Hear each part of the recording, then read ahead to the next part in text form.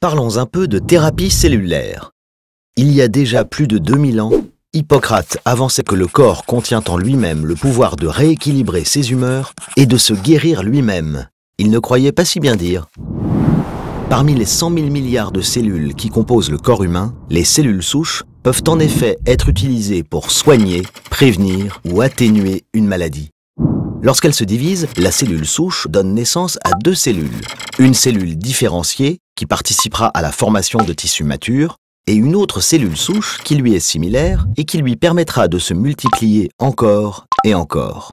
Si les cellules souches ont un bel avenir devant elles, c'est aussi au nôtre qu'elles contribuent. Aujourd'hui, elles sont capables de remplacer le sang de patients atteints de lymphome ou de leucémie.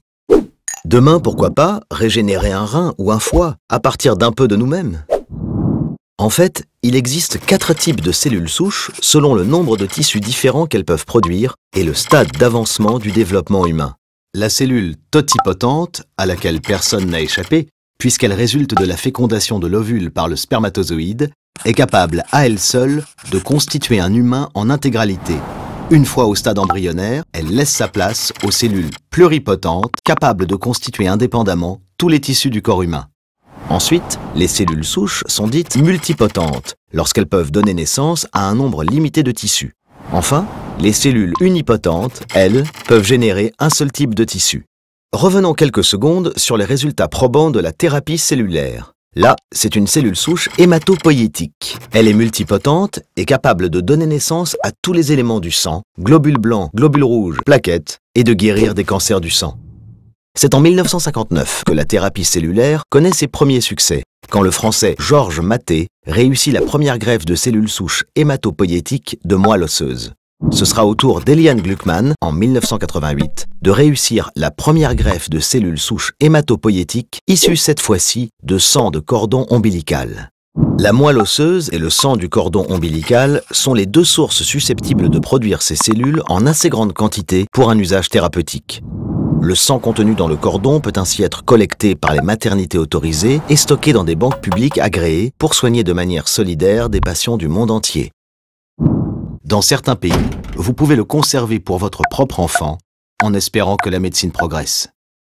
Penchons-nous sur un autre type de cellules multipotentes. Dans la moelle osseuse, dans le sang du cordon, mais aussi dans la graisse, on trouve des cellules souches mésenchymateuses. Elles sont capables de donner naissance à du tissu osseux, du cartilage, de la graisse, du muscle ou encore des vaisseaux. Un avenir prometteur, avec plus de 100 essais cliniques en cours dans le monde pour soigner le diabète, la sclérodermie, l'infarctus du myocarde et bien d'autres maladies encore. Encore plus prometteur, l'isolement en 1998 de la cellule souche embryonnaire par l'Américain James Thomson. La communauté scientifique a fondé de très grands espoirs sur son utilisation pour guérir les maladies les plus graves, Parkinson, sclérose en plaques, Alzheimer ou des lésions de la moelle épinière. Imaginez une cellule capable de donner naissance à tous les tissus du corps humain et de les remplacer.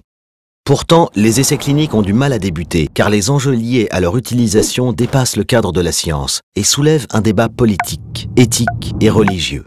Et oui, quand commence réellement la vie? Mais en 2007, le japonais Shinya Yamanaka a mis au point la cellule souche reprogrammée.